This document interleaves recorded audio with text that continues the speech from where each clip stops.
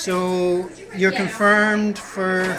I got a negative ELISA test for Borrelia burgdorferi, which is the main Lyme bacteria. Yeah. However, ticks are like little sewers, and they carry many what they call co-infections, other bacteria, parasites, and so on.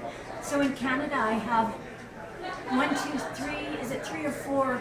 I can't remember now. 3 or 4 co-infections, which are 2 of which can only come from a tick. One is Rocky Mountain spotted fever, officially called rickettsia rickettsii. Another one's called Bartonella henselae, Yep. also known as cat scratch fever. Another one called ehrlichiosis, also known as anaplasma. Oh, you have those. But I still am not a confirmed Lyme patient in Canada because Borrelia burgdorferi is the Lyme bacteria. Yeah. And that test is known to be, I don't know, 70 to 90% false negative, who knows. So Yeah. I do have a US test. I've had what a lot of us Canadians do. We go to the United States and we get diagnosis there. So I've seen a Lyme doctor in the United States, and I've had the testing done in the United States. And it is positive for Borrelia burgdorferi, which is the Lyme bacteria. And I was bitten in 2009 in a mountain in the Cowichan Valley.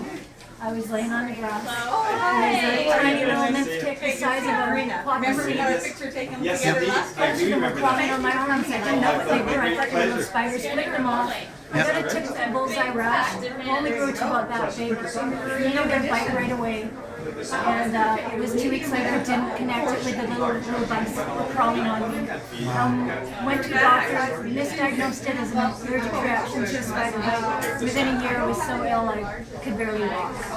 I was in so much pain. What have you now? Yeah.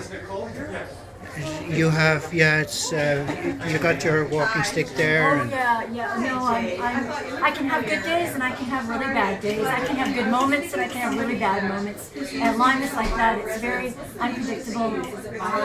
The bacteria don't want to be in your bloodstream. They want to be everywhere, but so they get into your muscles, they get into your joints, they get into your brain. I call it lame brain, Lyme brain, or Lyme brain, lame brain, whichever way you want to call it. But it really affects your neurological. I have twitches and jerks.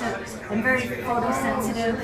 So when my body starts to twitch and jerk, and my balance, my coordination gets off, and I get lost. I got lost coming here, and I used to live just down the road, but a long time to get here. So it's quite an experience. I have hope. I didn't have the money to go to the United States for treatment. I got my diagnosis there, and I'm doing an alternative treatment. I have hope. I'm hearing people are getting better. well, thank you so much. You're welcome. That helps.